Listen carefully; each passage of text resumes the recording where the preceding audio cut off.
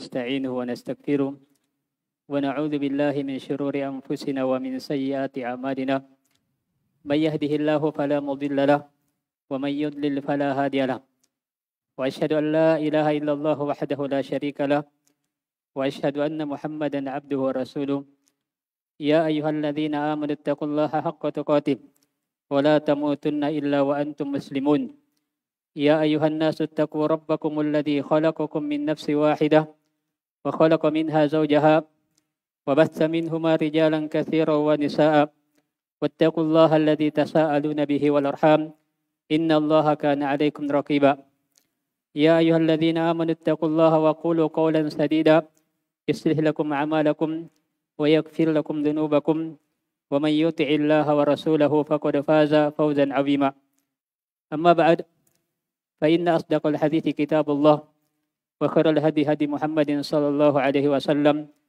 وشر الأمور محدثاتها وكل محدثة بدعة وكل بدعة ضلالة وكل ضلالة في النار. Ma'asyiral muslimin wal muslimat, alhamdulillah dengan nikmat Allah Subhanahu wa taala kita berada dalam sebuah kemuliaan, berada dalam majelis di antara majelis-majelis ilmu, dan merupakan nikmat Allah Subhanahu wa taala pada kita seluruhnya apabila berada di atas ukhuwah, persaudaraan yang dilandasi dengan wasatiyah, pertengahan. Sebab persaudaraan di atas wasatiyah inilah yang menyatukan kita di atas kebenaran, dan inilah yang menjadikan hati kita bersaudara. Allah Subhanahu wa taala menguatkan hati kita yang tidak bisa dibayar dengan apapun. Sebagaimana Nabi sallallahu alaihi wasallam diberitakan oleh Allah Subhanahu wa taala bahwa Allah mengatakan wa'allafa baina qulubihim, dan Allah yang menguatkan hati-hati mereka antara orang-orang Ansar dengan orang-orang Muhajirin, lalu hati mereka bersatu di atas kebenaran membela dakwah Nabi sallallahu alaihi wasallam. Itu adalah nikmat Allah Subhanahu wa taala. Lalu Allah katakan Lau anfaqta ma fil ardi jami'an ma allafta baina qulubihim walakinna Allah allafa bainahum. Seandainya engkau wahai Nabi Muhammad menginfakkan seluruh yang ada di bumi untuk menyatukan hati mereka, maka tidak akan mungkin engkau bisa menyatukan hati mereka. Tapi Allah Subhanahu wa taala yang menyatukan hati mereka di atas kebenaran, di atas dakwah Nabi sallallahu alaihi wasallam, di atas tauhid kepada Allah Subhanahu wa taala. Dan itu sebuah nikmat yang sangat besar. Karena nikmat persaudaraan di atas ibadah kepada Allah Subhanahu wa taala, di atas tauhid kepada Allah Subhanahu wa taala, ini nikmat kebersamaan yang akan terus-menerus berlanjut sampai ke surga. Karena di antara nikmat yang didapatkan oleh penghuni surga adalah merasakan kenikmatan secara bersama. Mendapatkan nikmat dibangun di atas kebersamaan. Karena Allah Subhanahu wa taala Allah Subhanahu wa taala mengatakan tentang penghuni surga, ala sururin mutaqabilin. Mereka penghuni surga berada di atas dipan-dipan saling memandang dengan pandangan kebahagiaan didasari karena persaudaraan. Disebabkan karena dahulunya mereka di dunia berada di atas persaudaraan, di atas kebenaran, di atas al-haq, di atas tauhid kepada Allah Subhanahu wa taala, di atas sunnah Nabi sallallahu alaihi wasallam. Dan ini adalah nikmat yang terbesar.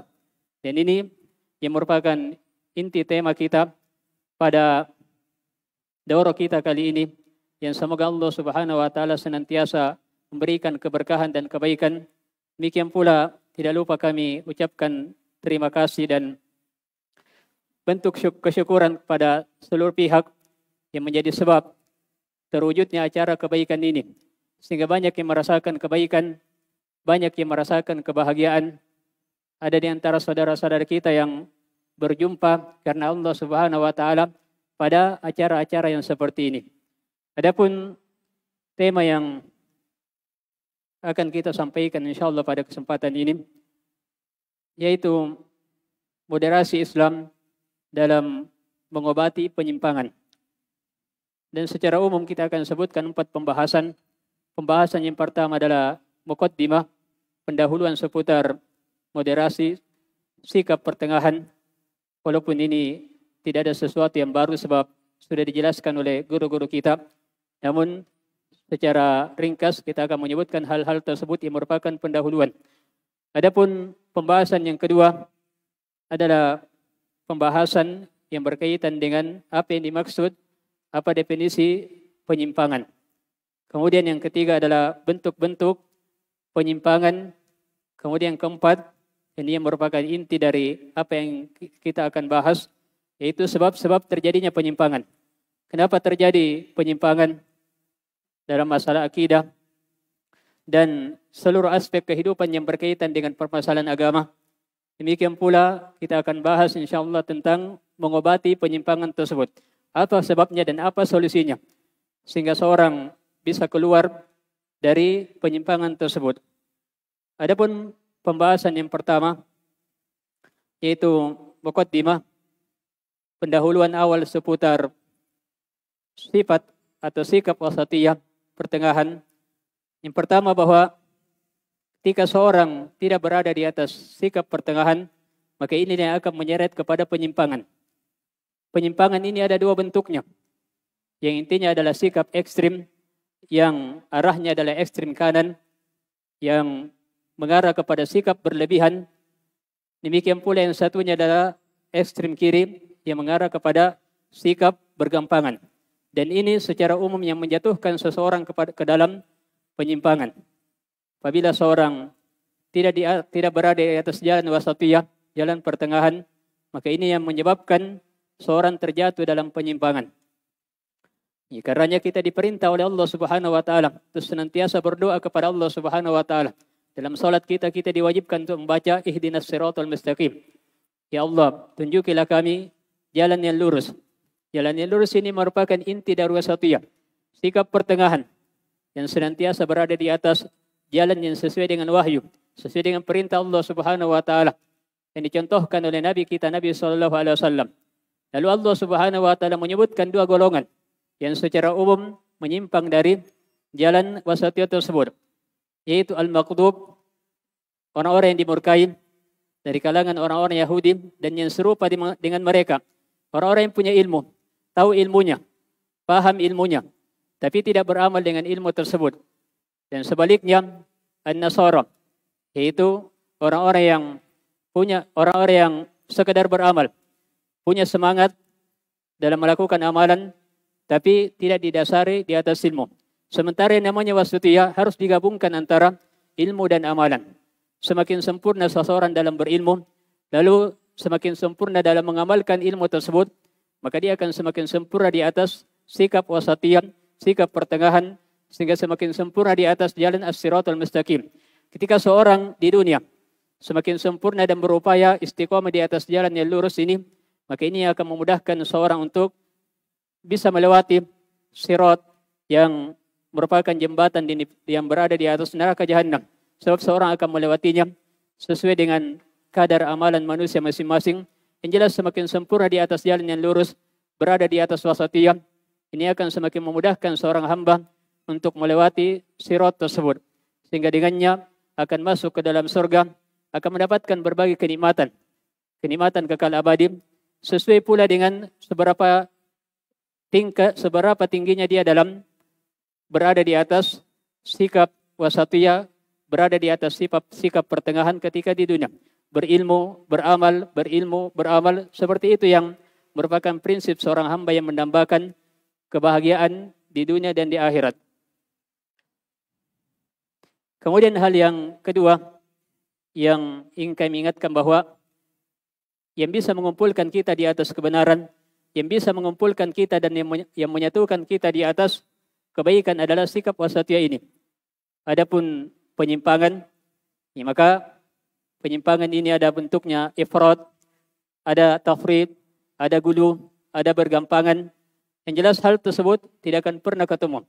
Ya, karena diibaratkan bahwa ketika seorang memiliki sifat gulu berlebihan, kayak ini ibaratnya seperti api. Sebaliknya orang yang bergampangan seperti air es, tidak akan pernah ketemu. Karena yang bisa menyatukan adalah berada di atas sikap pertengahan, dan ini yang menyatukan seorang di atas kebenaran dan yang menjadikan seorang istiqomah di atas kebenaran tersebut.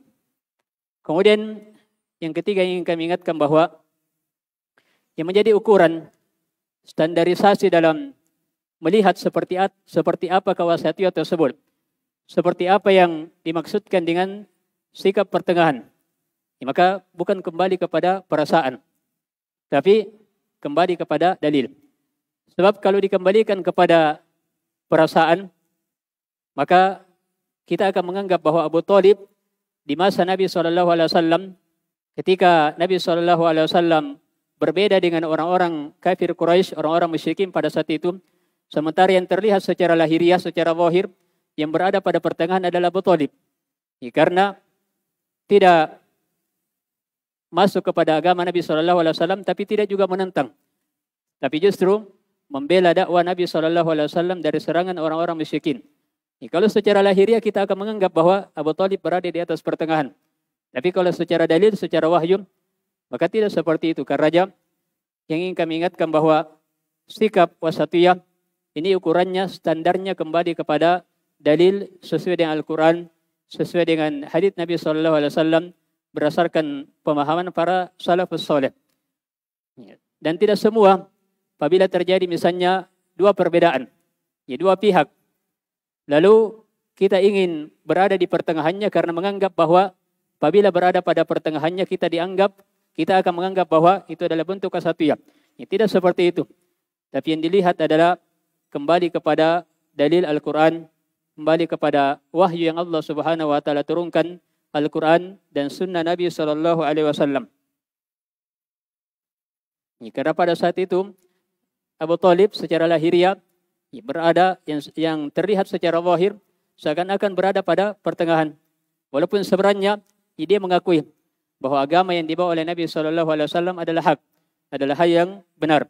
Karena masyhur dari ucapannya dikatakan bahwa walaqad alimtu bi anna dina Muhammadin min khairi adyanil bariyati dina. Dia katakan sungguh saya telah mengetahui, artinya punya ilmu. Abu Thalib punya ilmu bahwa agama Nabi SAW, bahwa agama Nabi Muhammad itu adalah sebaik-baik agama yang ada pada manusia. Artinya dipahami dan dia tahu bahwa itu adalah kebenaran yang merupakan wahyu dari Allah Subhanahu wa taala. Yang jelas yang ingin kita sebutkan di sini bahwa bukan berarti bahwa setiap ada dua belah pihak yang terjadi perbedaan, lalu kita ingin berada di tengah-tengahnya, kemudian dianggap bahwa itu adalah wasatiyat. Tidak seperti itu. Tapi ukurannya kembali kepada dalil Quran dan sunnah Nabi SAW.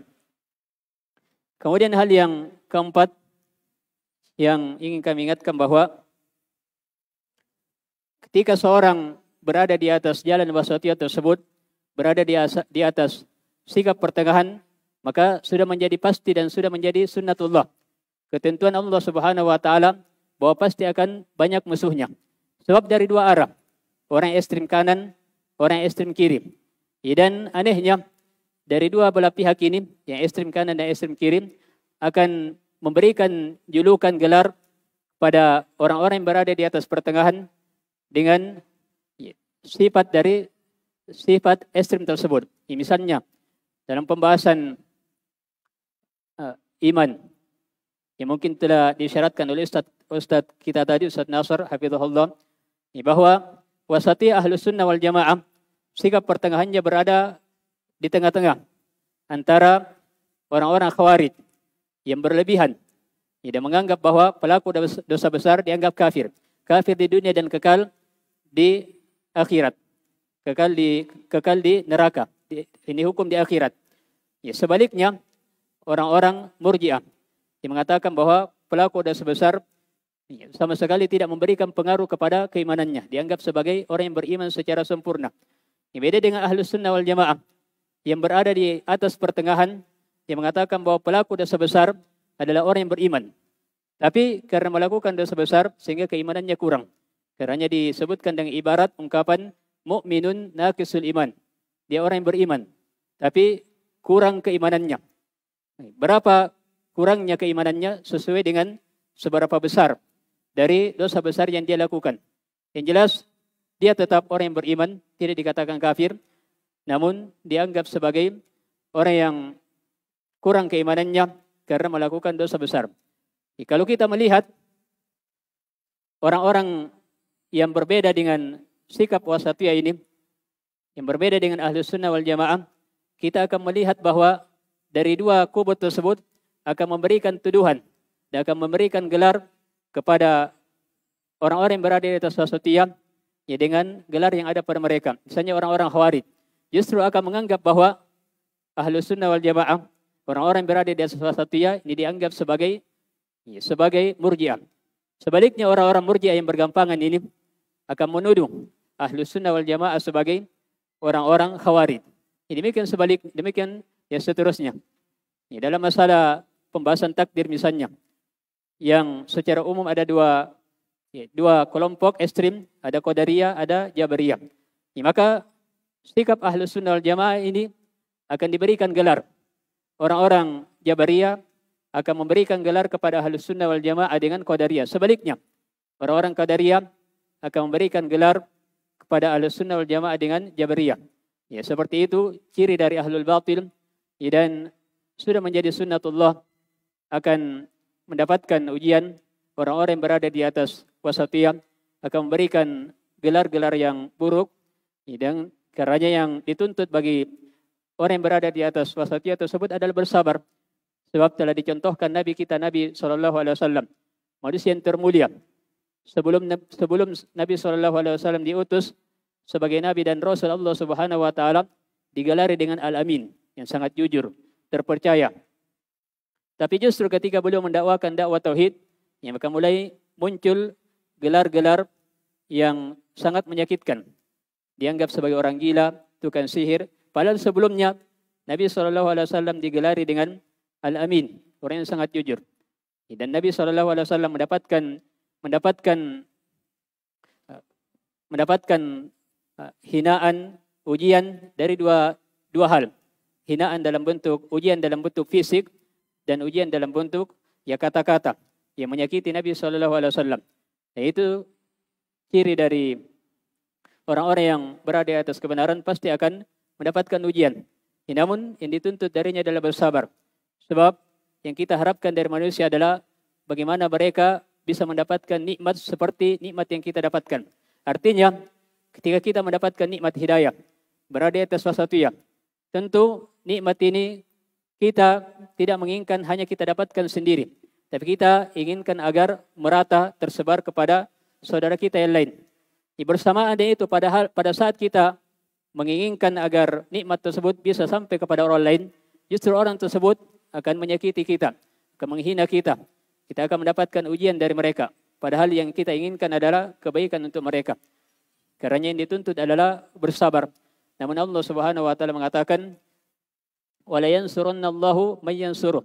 Pasti Allah Subhanahu Wa Taala akan benar-benar menolong orang-orang yang menolong agama Allah Subhanahu Wa Taala. Kemudian hal yang lainnya yang kelima yang ingin kami sebutkan di sini bahwa yang namanya wasatiyah, sikap pertengahan ini pasti sesuai dengan fitrah manusia.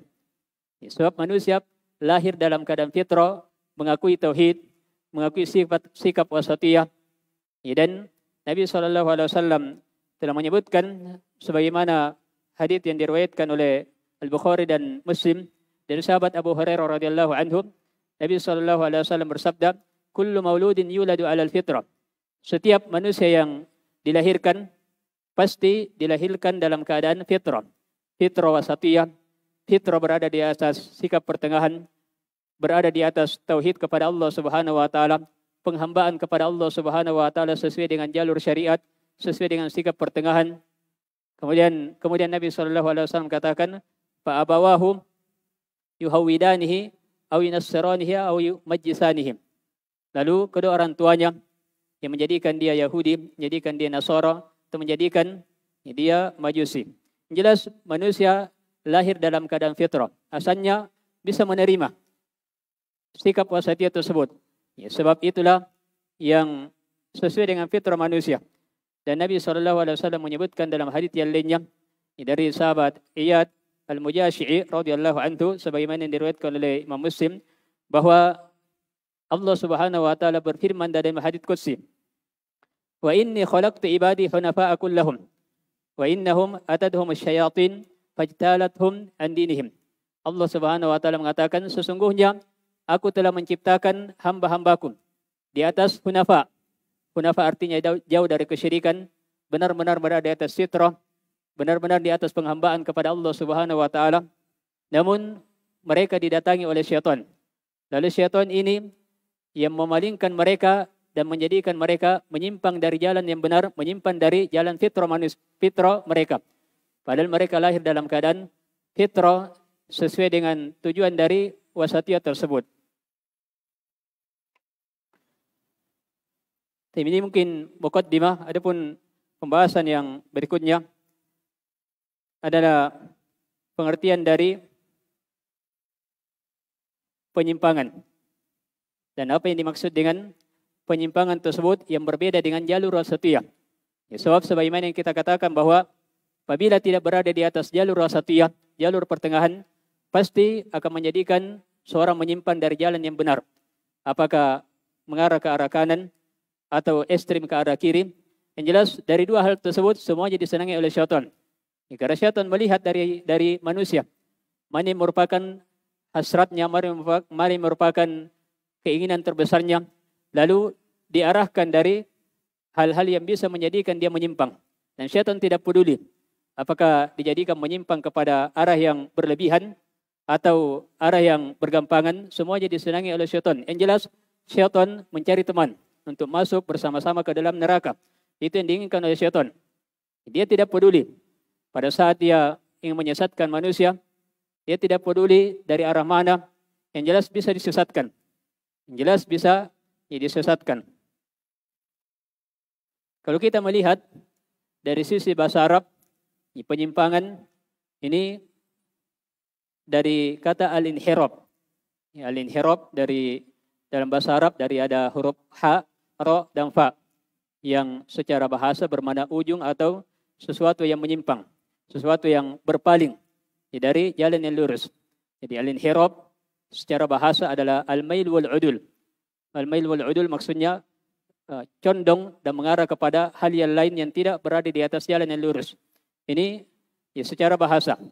Kalau kita melihat secara istilah syariat, mungkin bisa didefinisikan bahwa penyimpangan adalah diddul istiqamah allati amara Allahu biha wa rasuluh. Penyimpangan adalah lawan dari istiqamah, lawan dari jalan yang lurus. Jalan yang lurus inilah yang Allah Subhanahu wa taala perintahkan. Inilah yang Rasulullah sallallahu alaihi wasallam perintahkan. Ketika seorang tidak berada di atas jalan Allah dan Rasulnya, maka itu berarti bahwa dia tidak berada di atas jalan yang lurus, dan itu berarti bahwa dia menyimpang. Dan bentuk penyimpangan ini berbeda-beda. Ada yang ekstrim kanan, ada ekstrim kiri, ada yang penyimpangannya sangat besar, bahkan bisa mengeluarkan dari keislaman, bisa mengkafirkan, ada yang tidak sampai mengkafirkan, yang jelas berbeda-beda.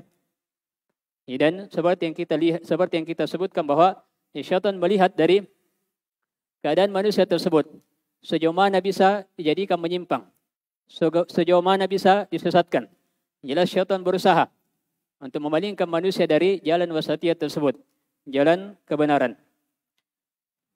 Sementara istiqomah berada di atas jalan yang lurus, inilah yang merupakan perintah Allah Subhanahu wa taala dan Rasulullah sallallahu alaihi wasallam. Bahkan Allah Subhanahu wa taala memerintahkan kepada nabinya sallallahu alaihi wasallam. Allah katakan fastaqim kama umirta wa man taba ma'aka wa la tatagum. Allah katakan fastaqim, istiqamalah engkau wahai Muhammad sebagaimana engkau diperintah. Artinya jalan istiqamah ini sesuai dengan perintah Allah Subhanahu wa taala. Bukan kembali kepada perasaan, bukan kembali kepada hal yang tapi memang sesuai dengan aturan yang telah ditetapkan oleh Allah Subhanahu wa taala, sesuai dengan syariat Allah Subhanahu wa taala. Fastaqim kama umirta wa man taba ma'aka. Beristiqamalah engkau, tetaplah di atas jalan yang lurus, jalan wasatiyah, jalan yang pertengahan, sebagaimana engkau diperintah dan orang-orang yang bertaubat bersamamu, para sahabat Nabi sallallahu alaihi wasallam. Lalu Allah katakan wala tatagaw, jangan melampaui batas. Jangan melampaui batas dari apa yang Allah Subhanahu wa taala perintahkan. Innahu bima ta'maluna basir. Sungguhnya Allah Subhanahu wa taala Maha melihat apa yang kalian lakukan. innahu bima ta'maluna basir. Sesungguhnya Allah Subhanahu wa taala dari apa yang kalian lakukan Allah Maha melihatnya. Ketika seorang berada di atas jalan istiqomah, maka Allah melihatnya. Ketika seorang menyimpang dari jalan yang lurus, apakah ekstrem kanan atau ekstrem kiri, gulu, berlebihan atau bergampangan, semua Allah Subhanahu wa taala melihatnya. Dan apabila Allah Subhanahu wa taala melihatnya, maka pasti Allah Subhanahu wa taala akan membalas sesuai dengan apa yang Allah Subhanahu wa taala lihat.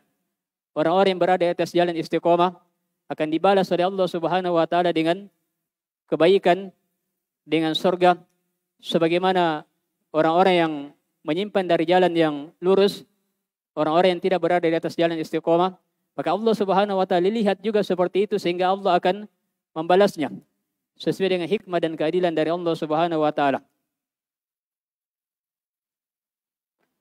Demikian pula dalam ayat yang lainnya Allah Subhanahu wa taala katakan, wa anna hadha sirati mustaqiman fattabi'uhu wa la tattabi'us subul fatafarraqu bikum an sabili. Dan katakanlah bahwa wa anna hadha sirati, bahwasanya inilah jalanku. Ketika disebutkan sirati, jalanku, disebutkan dalam bahasa Arab dengan bentuk mufrad, kata tunggal. Artinya satu jalan yang lurus, tidak mengarah ke arah kanan, tidak mengarah ke arah kiri, tapi itulah jalan yang lurus, dan itu jalan yang mengantarkan kepada surga. Kemudian dikatakan, wa anna hadha sirati mustaqiman, itulah jalan yang lurus. Kemudian dikatakan, fattabi'uhu wa la tattabi'us subul, ikutilah jalan yang lurus tersebut. Lalu disusul dengan wa la tattabi'us subul, jangan ikuti as-subul, disebutkan dia bentuk jamak. Artinya jangan ikuti jalan-jalan yang lainnya. Ketika disebutkan jalan yang lurus, disebutkan dengan kata sirat, jalan yang bentuknya juga mufrad. Artinya hanya satu jalan yang lurus. Dan ketika disebutkan larangan untuk mengikuti jalan-jalan yang lainnya, disebutkan bahwa jalan yang lain ini sangat banyak bentuknya. Dan itulah bentuk penyimpangan. Dan itu yang akan memecah belah dari kebenaran. Itu yang akan menjadikan seorang terpecah belah, yang menjadikan hilang kekuatan kaum muslimin. Apabila terjadi penyimpangan, sehingga semakin banyak terjadi perselisihan, karena dalam kelanjutan ayat Allah katakan, fatafarraqu bikum an sabili. Niscaya jalan-jalan tersebut, jalan-jalan yang menyimpang ini akan memecah belah kalian dari jalan Allah Subhanahu wa taala. Akan menjadikan kalian terpecah belah, akan mencerai-beraikan kalian dari jalan yang lurus. Dan hal yang disaksikan secara wakil, secara kenyataan dan fakta, bahwa orang-orang yang menyimpang ini sangat banyak bentuknya, beraneka ragam. Karena dilarang dari perbuatan bid'ah. Sebab apabila dibiarkan seorang melakukan perbuatan bid'ah, maka seorang akan melakukan bentuk ibadah sesuai dengan apa yang diinginkan, walaupun niatnya baik. Sehingga semakin banyak terjadi dan semakin banyak bentuk dari bentuk ibadah tersebut, sehingga semakin banyak perselisihan yang akan terjadi. Karena kita diperintahkan untuk istiqomah di atas jalan yang lurus, sesuai dengan perintah Allah Subhanahu wa taala dan perintah Rasulullah sallallahu alaihi wasallam.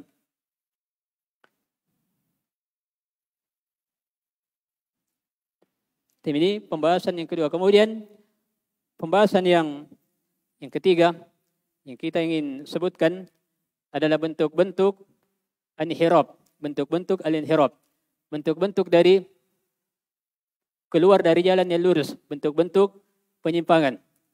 Dari dua bentuknya, ekstrem kanan dan ekstrem kiri. Kalau kita melihat di antara bentuk-bentuk tersebut, yang pertama adalah al-ghulu, memiliki sifat ekstrem berlebihan. Dengan segala bentuknya, baik dalam perkara akidah, muamalah ataupun yang lainnya.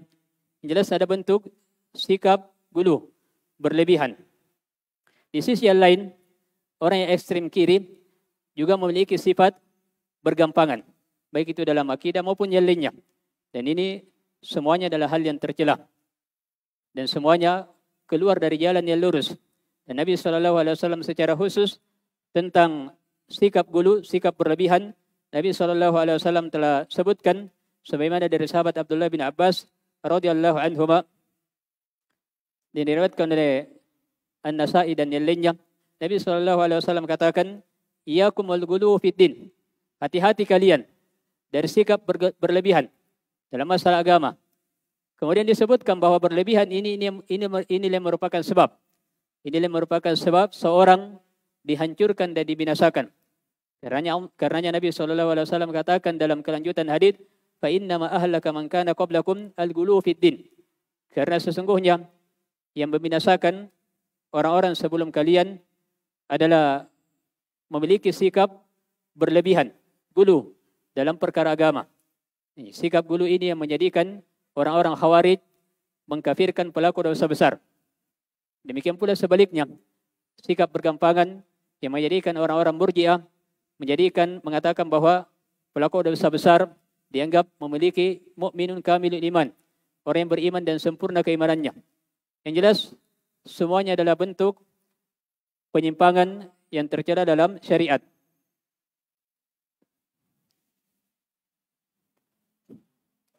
Dan secara khusus juga bentuk bergampangan ini adalah hal yang tercela yang menjadikan seorang terjatuh dalam kefasikan, bergampangan dalam dosa, bergampangan dalam pelanggaran, sehingga seorang terjatuh dalam kefasikan sementara dia tidak menyadari.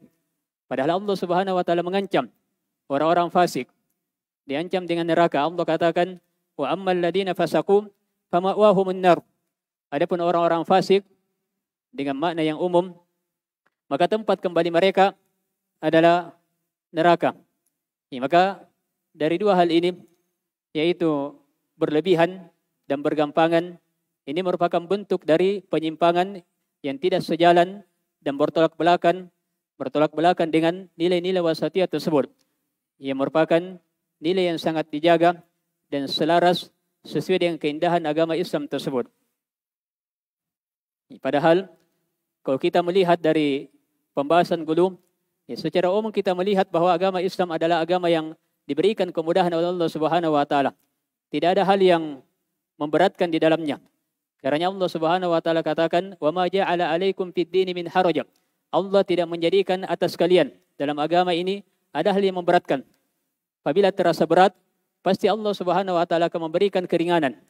Ya, dengan banyak bentuk rukhsah keringanan yang mungkin kita akan sebutkan insyaallah bentuk-bentuk rukhsah, bentuk-bentuk keringanan yang ada dalam syariat Islam yang menjadikan kita semakin memahami bagaimana indahnya Islam tersebut yang sangat bertolak belakang dengan orang-orang yang memiliki sifat gulu tersebut. Dan Allah katakan yuridullahu bikumul yusra wa la yuridu bikumul usra. Allah menginginkan untuk kalian kemudahan. Allah tidak menginginkan hal yang sulit. Kemudian bentuk yang lainnya dari bentuk-bentuk inhiraf, penyimpangan adalah benci kepada penguasa kaum muslimin, benci kepada penguasa yang muslim. Dan ini termasuk dari bentuk penyimpangan yang menjadikan seorang tidak berada di atas jalan yang lurus. Padahal Nabi SAW telah menyebutkan dalam sebuah hadis, "Man akrama sultanallahi fid dunya, akramahullahu yaumal qiyamah." Siapa yang memuliakan orang-orang yang dijadikan oleh Allah sebagai sultan, penguasa di muka bumi. Orang-orang yang memuliakannya, Allah pun akan memberikan kemuliaan pada hari kiamat sebagai balasan sesuai dengan hasil dari perbuatannya. Dia memuliakan penguasa yang merupakan perintah Allah, Allah pun akan memuliakannya pada hari kiamat. Sebaliknya, waman ahana sultanallahi fid dunya, ahanahullahu yaumal qiyamah. Siapa yang merendahkan orang-orang yang mencela, orang-orang yang menghina penguasa yang Allah Subhanahu wa taala jadikan di bumi, maka balasannya sesuai dengan hasil perbuatannya. Allah pun akan menghinakannya di hari kiamat. Dan siapa yang bisa menjadikan seorang mulia kalau Allah menghinakannya? Karena Allah telah mengatakan, "Wa may yuhinillahu fama lahu min mukrim." Siapa yang Allah hinakan, tidak ada yang bisa memuliakannya, tidak ada yang bisa mengangkat derajatnya. Maka ini sebuah nasihat bagi orang-orang yang gemar mencela penguasa, senantiasa memahami keindahan dari hadits ini, sehingga memahami bahwa orang yang gemar mencela penguasa ini termasuk bentuk dari penyimpangan yang tidak sejalan dengan nilai-nilai wasatiyah. Namun harus kita juga pahami di sini bahwa bukan artinya bahwa Ahlus Sunnah ketika memperingatkan bahwa tidak boleh mencela penguasa, bukan berarti bahwa Ahlus Sunnah mengakui kesalahan yang dilakukan oleh penguasa, oleh pemerintah. Tapi tetap dianggap bahwa itu adalah sebuah kesalahan apabila misalnya tidak berjalan sesuai dengan syariat. Ya, walaupun kebijakan yang dilakukan oleh penguasa ini ada bentuknya. Ada hal-hal yang merupakan kebijakan yang umumnya manusia memberikan kebijakan di dalamnya dalam perkara dunia. Ini tentunya hal-hal yang hanya dipahami oleh orang yang khusus. Ada kebijakan yang memang secara zahir terlihat bahwa kebijakan tersebut bertentangan dengan nilai syariat. Maka yang seperti ini yang harus kita pahami bahwa itu adalah hal yang keliru, tidak boleh dibenarkan. Tapi bukan berarti bahwa memberikan peluang bagi kita untuk mencela penguasa tersebut. Karena namanya nasihat ada adab-adabnya. Ya, tidak mungkin misalnya secara logika antara anak kecil yang melakukan sebuah kesalahan dengan orang tua yang melakukan kesalahan. Ya, tidak mungkin terhadap orang tua kita marah-marah misalnya. Ini hal yang bertolak belakang dengan nilai adab, akhlak. Ya, tidak mungkin orang tua kita perlakukan seperti anak kecil. Ya, langsung dipukul atau langsung dimarahi begitu saja. Ini tidak sejalan dengan nilai-nilai fitrah. Tidak sejalan dengan akal yang sehat. Ya, walaupun misalnya orang tua ini mengatakan bahwa ya tidak apa-apa. Walaupun saya salah, ya silahkan tegur saya dengan cara yang keras. Silahkan ya, hukum saya atau yang lainnya. Ya, tapi pasti secara fitrah, secara adab, kita tidak berani melakukannya. Demikian pula misalnya penguasa misalnya mengatakan bahwa tidak apa-apa memberikan aspirasi, melakukan demonstrasi, ya walaupun diizinkan. Tapi secara fitrah, ini belum kita berbicara secara dalil.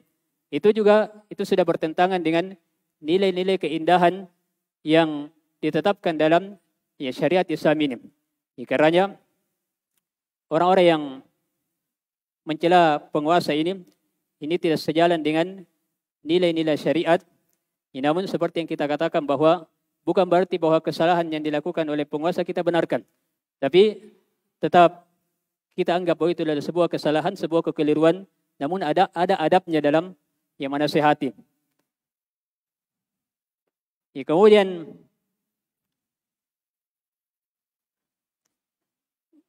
hal yang lainnya, yang ketiga dari bentuk penyimpangan adalah mengkafirkan kaum muslimin. Ya, sebab ini yang akan menjadikan seorang melakukan pengoboman, melakukan aksi-aksi terorisme, ya karena dianggap bahwa orang tersebut kafir. Dan kalau sudah masuk pemahaman ini, ideologi yang seperti ini, ya maka kalau begitu karena kafir halal darahnya, boleh dibunuh, ya dan seterusnya, boleh diambil hartanya. Ya, dan pemahaman-pemahaman yang bercabang darinya yang sangat bertolak belakang dengan nilai-nilai keindahan Islam tersebut. Ya, dan kalau kita melihat orang-orang yang melakukan aksi terorisme ini kebanyakannya atau bisa dianggap bahwa hampir semuanya ya sekedar ya semangat, tidak dilandasi oleh pemahaman-pemahaman yang benar, tidak dilandasi oleh ya dalil-dalil. Ya, dan kalau kita melihat juga orang-orang yang sibuk berada di atas pemahaman seperti ini jauh dari fikih terhadap agama. Ya, jauh dari pemahaman terhadap agama. Dalam masalah akidah, dalam masalah fikih, dalam masalah adab, ini jauh dari pemahaman-pemahaman yang seperti ini. Kemudian yang keempat, yang merupakan bentuk dari inhiraf penyimpangan, ini adalah melakukan aksi irhab. Irhab artinya terorisme, peledakan maupun yang lainnya. Padahal Allah Subhanahu wa taala telah mengatakan, "Innama jazaa'ul ladzina yuharibuna Allah wa rasulahu wa yas'auna fil ardi fasadan ay yuqattalu aw yusallabu aw tuqatta aydihim wa arjuluhum min khilafin aw yunfa minal ardh." Yang secara ringkas bahwa orang-orang yang menentang Allah dan Rasulnya, lalu disebutkan orang-orang yang berusaha untuk melakukan kerusakan di muka bumi. Orang-orang yang melakukan pengeboman, ini kerusakannya sangat besar. Selain kerusakan fisik, ia juga menyakiti kaum muslimin yang lainnya. Sebab manusia yang lainnya akan tertuduh, kaum muslimin yang lainnya akan tertuduh dan akan dianggap bahwa seperti itulah kaum muslimin, seperti itulah orang Islam. Ya, dan padahal yang melakukannya adalah oknum yang mengatasnamakan bahwa itu adalah Islam, sementara mereka jauh dari nilai-nilai Islam yang sebenarnya. Kemudian yang kelima, yang terakhir yang ingin kami sebutkan di sini, sebagai bentuk penyimpangan adalah kebalikan dari sikap gulu, yaitu pemahaman sekularisme. Sebagaimana gulu yang menjadikan seorang berlebihan, sebaliknya Ada orang-orang yang ingin memisahkan kehidupan ini dengan masalah agama. Sehingga dianggap bahwa dalam bernegara misalnya tidak butuh agama. Ini juga bentuk dari penyimpangan yang merupakan ekstrim kiri. Dan ini muncul karena tidak memahami keindahan syariat tersebut. Dikata dia mempelajari as-siyasah syariah, hal-hal yang kaitannya dengan politik Islami, hal-hal yang kaitannya dengan maqasid syariat, tujuan disyariatkannya syariat-syariat yang ada dalam agama kita, akan melihat bahwa Islam ini adalah sesuatu yang sangat indah, sesuai dengan apa yang Allah Subhanahu wa taala katakan terhadap Nabi-Nya sallallahu alaihi wasallam, "Wa ma arsalnaka illa rahmatan lil alamin." Dan kami tidaklah mengutus engkau kecuali rahmat, kasih sayang. Bukan hanya kepada kaum muslimin, namun secara illa rahmatan lil alamin, kecuali rahmat, kasih sayang terhadap seluruh alam semesta. Kemudian pembahasan yang keempat sekaligus yang terakhir secara ringkas,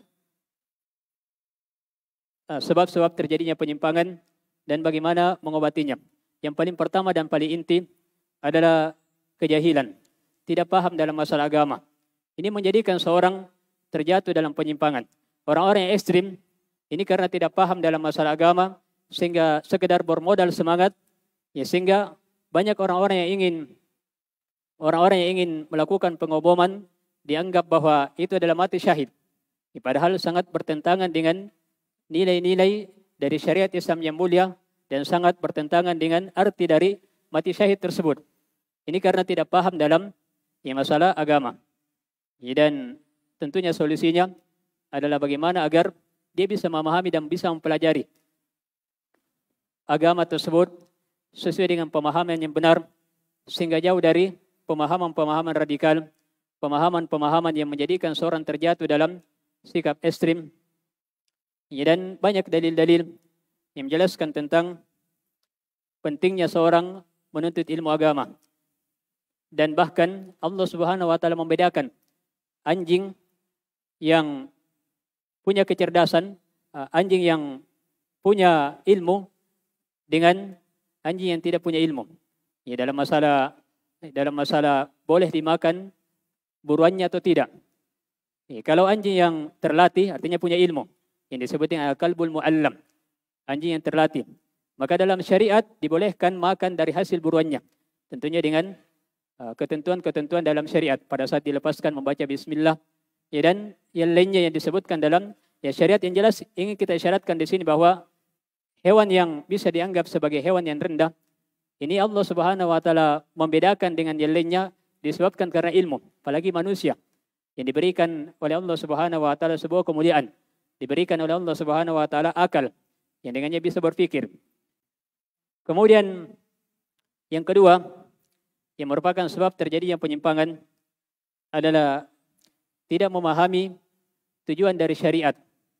Tidak memahami tujuan dari syariat.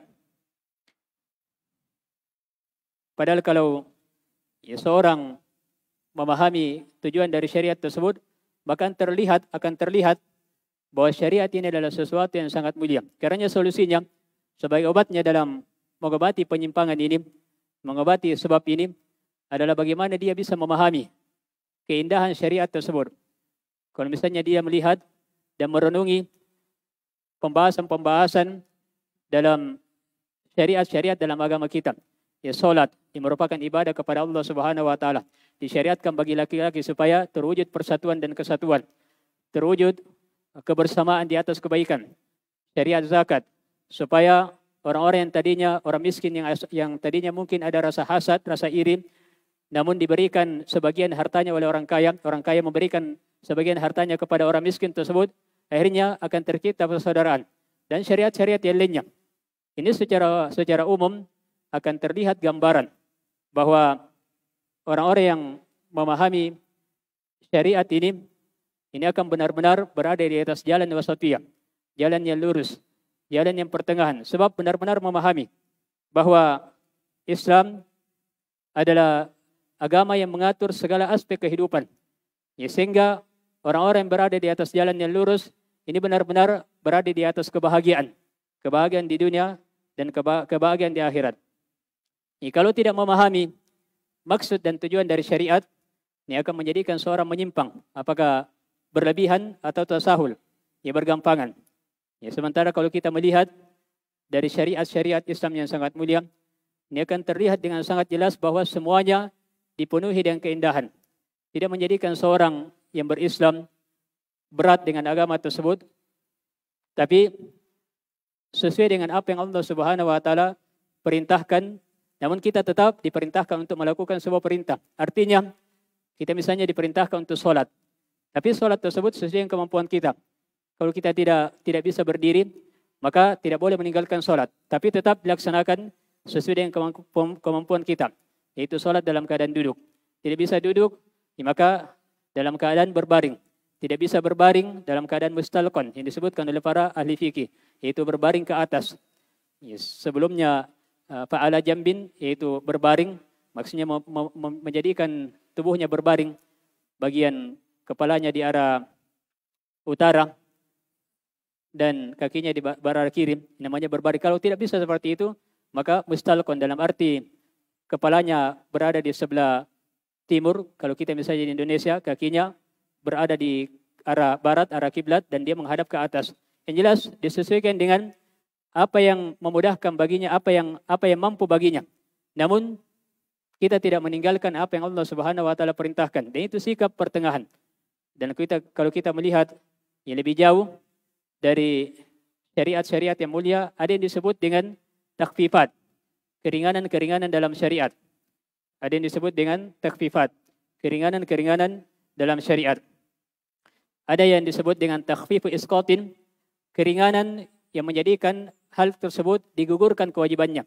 Ya, haji wajib, tapi digugurkan apabila tidak mampu.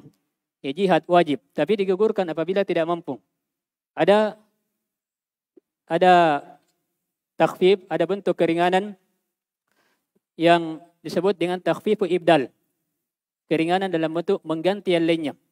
Ya, misalnya tidak bisa mandi pada saat mandi junub karena sakit ataupun tidak bisa terkena air, juga tidak bisa berwudu, maka diberikan gantinya. Apa gantinya? Tayammum. Ini semuanya bentuk keringanan-keringanan dalam syariat yang disebutkan oleh para ulama bahwa semuanya berjumlah 7. Yang jelas secara ringkas bahwa ini menjadikan kita semakin paham bahwa ternyata syariat Islam ini sesuatu yang sangat mulia, sesuatu yang sangat dipenuhi dengan sikap pertengahan. Tetap kita diperintahkan oleh Allah Subhanahu wa taala untuk melakukan perintah tersebut, namun kita diperintahkan sesuai dengan apa yang kita mampu, namun tentunya kita diperintahkan untuk berkorban. Karena disebutkan dengan ahkamut taklifiyah. Taklif artinya kita dibebani. Kita perlu berkorban. Namun Allah tidak membebani sesuai dengan hasil, sesuai dengan batas kemampuan kita. Kalau sudah melewati dari batas kemampuan kita. Ya, kemudian yang ketiga, secara ringkas, bahwa sebab terjadinya penyimpangan tersebut adalah berpaling dari Al-Quran dan Sunnah Rasulullah Sallallahu Alaihi Wasallam. Ya, dan tentunya mengobatinya, solusinya adalah bagaimana supaya bisa berpegang teguh dan istiqomah di atas jalan Quran dan Sunnah Rasulullah Sallallahu Alaihi Wasallam. Sebab ini yang menjadikan seorang berpetunjuk dia jalan yang lurus. Karena Allah Subhanahu Wa Taala katakan, wa may ya'tasim billahi faqad hudiya ila siratim mustaqim. Siapa yang beritisam, berpegang teguh dengan apa yang Allah Subhanahu Wa Taala syariatkan, maka sungguh dia telah diberi petunjuk, berada di atas jalan yang lurus, jalan yang sesuai dengan nilai-nilai wasatiyah, jalan yang sesuai dengan nilai-nilai pertengahan. Dan ini menjadikan seorang bersatu di atas kebenaran. Karena Allah katakan, wa'atasimu bihablillahi jami'a.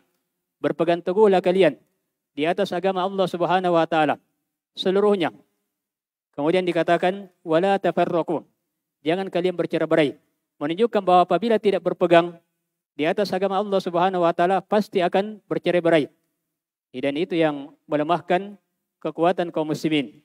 Karena apabila komitmen istiqomah di atas jalan yang lurus, maka ini yang menjadikan seorang berada di atas nilai-nilai wasatiyah tersebut. Kemudian yang keempat adalah berpaling dari para ulama. Ya, sebab para ulama ini adalah ibarat lentera. Dia adalah pelita yang menerangi umat ini. Apabila terjadi masalah, kita tanyakan kepada orang-orang yang berilmu. Ya, karenanya solusinya adalah kembali bertanya kepada orang-orang yang berilmu. Orang-orang yang punya pemahaman agama. Punya pemahaman agama yang benar. Sesuai dengan nilai-nilai wasatiyah tersebut. Dan Allah Ta'ala telah mengatakan, Fas'alu ahla dzikri in kuntum la ta'lamun. Bertanyalah kepada ahlu dzikir. Orang-orang yang punya ilmu. Orang-orang yang berilmu, para ulama. Jika kalian tidak mengetahuinya. Ya, juga kalau kita melihat orang-orang yang menyimpang, terkhusus orang-orang yang melakukan aksi radikalisme ini pasti tidak ada, dipastikan bahwa tidak ada ulama yang mumpuni dalam masalah-masalah syariat yang ada di belakangnya. Yang ada hanya orang-orang yang sekedar memiliki semangat dan tidak berada di atas jalan yang lurus. Kemudian yang kelima, yang terakhir adalah mengikuti hawa nafsu. Sebab kadang punya ilmu, tapi karena mengikuti hawa nafsunya akhirnya terjatuh dalam penyimpangan. Karena solusinya adalah bagaimana membersihkan hati tersebut agar hati ini bisa berputar di atas dalil. Karena jadi antara kekhususan ahlu sunnah adalah yaduru ma'ad dalil haitsu dara. Ahlu sunnah adalah berputar di atas dalil. Dimanapun dalil tersebut berada, dia senantiasa berada di atas dalil. Tidak mengarah ke arah ekstrem kanan, tidak mengarah ke arah ekstrem kiri, tapi dia berada di atas dalil karena dalil ini berada di atas jalan yang lurus. Kita diperintahkan adalah dalil. Bukan mengagungkan orang-orang yang tertentu. Yang kita perintahkan adalah memuliakan orang-orang yang berilmu. Tapi tidak ada yang namanya takdis, melebihkan secara berlebihan. Tapi kita hanya menghormati, mendudukkan sesuai dengan kedudukannya karena dia adalah orang yang berilmu. Kita diperintahkan untuk menghormatinya. Tapi disesuaikan dan diberlakukan sesuai dengan apa yang Allah Subhanahu wa taala perintahkan. Semoga apa yang kita dengarkan ini menjadi tambahan ilmu yang menjadikan kita semakin paham indahnya Islam tersebut, yang dengannya kita memahami bahwa nilai-nilai wasatiyah ini yang akan menjadikan kita terbebas dari penyimpangan. Ini yang akan menjadikan kita berada di atas jalan yang lurus. Ini akan menjadikan kita istiqomah di atas jalan yang lurus. Dan apabila berada di atas jalan yang lurus di dunia, maka Allah Subhanahu wa taala memberikan kemuliaan di akhirat, masuk ke dalam surga. Orang-orang yang berada di atas jalan yang lurus tersebut berada dalam surga dalam keadaan bersaudara, mendapatkan kenikmatan yang Allah Subhanahu wa taala janjikan. Semoga Allah Subhanahu wa taala senantiasa memberikan anugerah nikmat hidayah dan istiqomah di atas jalan yang lurus kepada kita. Dan semoga para panitia diberikan keikhlasan dalam menjalankan tugas yang mulia ini. Dan semoga Allah Subhanahu wa taala memberikan pahala yang berlipat ganda. Innahu waliyyu dzalika wal qadiru alaihi, wallahu a'lam. Dan apa yang kami sampaikan semuanya adalah keutamaan dari Allah Subhanahu wa taala. Kalau itu adalah hal yang merupakan kebenaran, kalau hadis merupakan kekeliruan, maka itu datangnya dari syaitan dan dari diri kami. Semoga Allah Subhanahu wa taala memaafkan kesalahan